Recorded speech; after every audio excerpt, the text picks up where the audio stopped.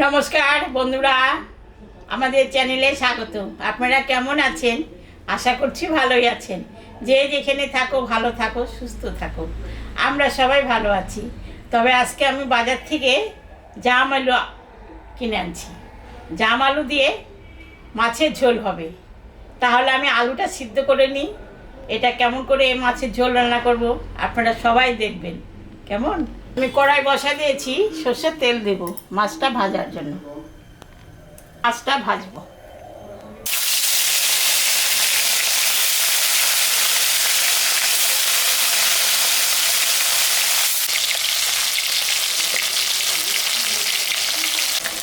মাছটা ভাজা হয়ে গেছে, আমি এখন তুলে নেব।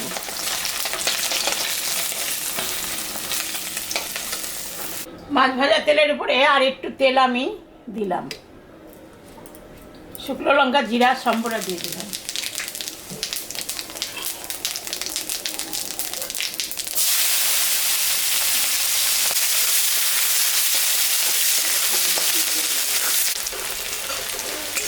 এখন সেদ্ধ করা আলুটা আমি দিয়ে দেবো।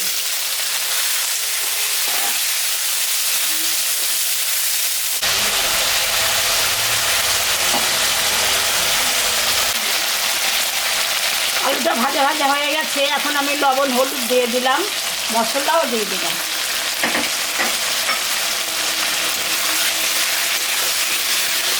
আদা জিরা শুকনো লঙ্কা কাঁচা লঙ্কা মেশানো।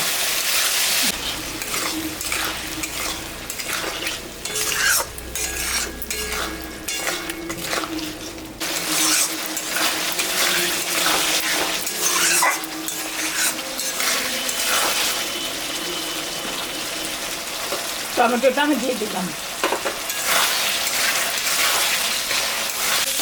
মশলাটা ভাজা হয়ে গেছে, এখন আমি জল দিয়ে দিই। ঢাকাটা আমি দিয়ে দিলাম। 20 মিনিট জলটা ফুটলে আমি মাছটা দিয়ে দেবো। 20 মিনিট হয়ে গেছে, ঢাকাটা আমি তুলে নিলাম।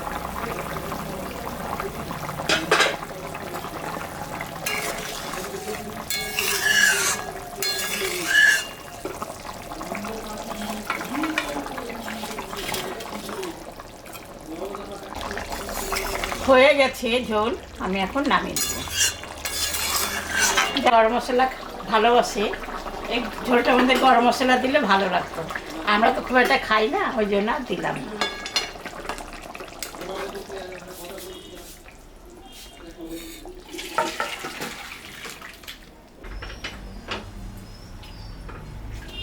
দেখলেন তো বন্ধুরা, আজকে ভাই ফোঁটার দিন। সবাই বোনরা ভাইদের কপালে ফোঁটা দিবে। তবে আমাদের ভাই আছে, না থাকা না, অনেক দূরে আছে। আমাদের এখন ফোটার কোনো ইয়ে নাই, তাই আমাদের অত রান্না বাড়িও নাই। আমি রুই মাছ এনেছি, জাম আলু দিয়ে দেখলেন তো তরকারি রান্না করলাম। এরকম রান্না করে আপনারা বাড়িতে খাবেন। খেয়ে কেমন লাগলো আমাকে কমেন্টে জানাবেন। আমাদের চ্যানেলটাকে সবাই একটু সাবস্ক্রাইব করবেন, ভিডিওটাকে দেখবেন, শুরু থেকে শেষ অবধি দেখবেন। ভালো লাগলে লাইক করবেন, শেয়ার করবেন। Tata, bye bye.